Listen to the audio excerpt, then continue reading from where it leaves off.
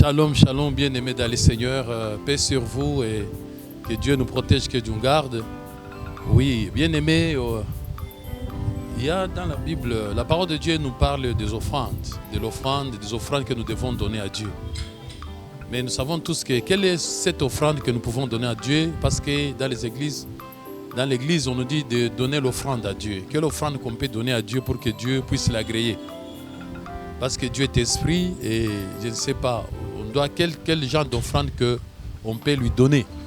D'autant plus que dans les livres de Lévitique, chapitre 2, verset 13, la Bible dit que sur chaque offrande que tu offriras à l'Éternel, il faut qu'il y ait du sel.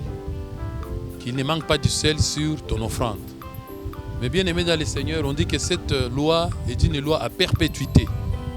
Mais aujourd'hui, est-ce que nous donnons nos offrandes avec du sel?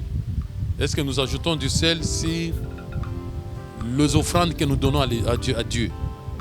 Lorsque nous donnons l'argent, est-ce qu'on ajoute du sel? Lorsque nous donnons je ne sais pas quelle offrande, est-ce qu'on ajoute du sel? Parce que lui-même, c'est une recommandation qu'il a dit que nous devons chaque fois que notre offrande ne puisse pas manquer du sel. Alors, quel genre d'offrande est-ce que la parole où Dieu faisait allusion? Est-ce que les offrandes que nous appelons offrandes réellement, est-ce que sont-ils vraiment véritablement les offrandes de Dieu? Ou bien nous donnons l'image de l'offrande?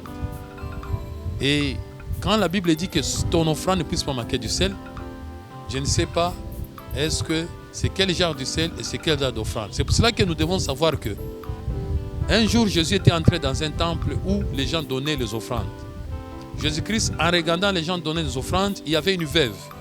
La Bible nous parle d'une veuve cette veuve, n'est-ce pas, avait aussi l'offrande à donner. C'est dans le Luc chapitre 21, 1 à 4.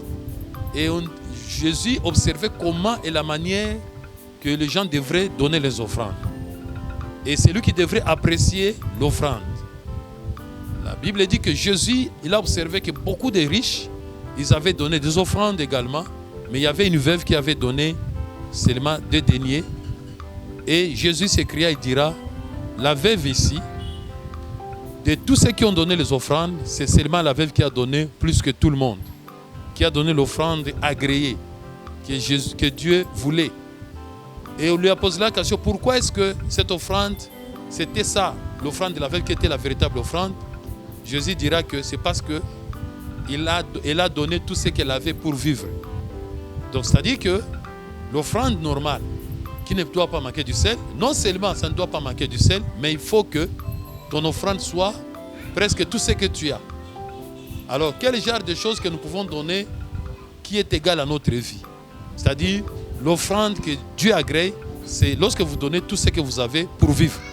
Mais généralement, les offrandes que nous donnons, nous remarquons qu'on ne donne pas tout ce qu'on a. Nous donnons juste une partie ou bien quelque chose, justement une partie, ce qui nous plaît. Mais c'est que ces offrandes-là, peut-être, ne seront jamais admises par Dieu, seront comme l'offrande de Caïn. Parce que Dieu peut aussi rejeter une offrande. Voilà, bien-aimés. Nous devons chercher à connaître la profondeur de la parole de Dieu pour savoir quel type d'offrande que nous devons donner à l'Éternel.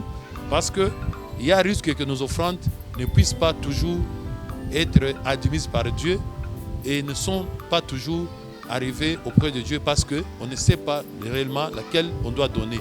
On ne remplit pas les conditions du sel et aussi de tout ce qu'on a pour notre vie. Shalom, paix sur vous, que Dieu vous bénisse.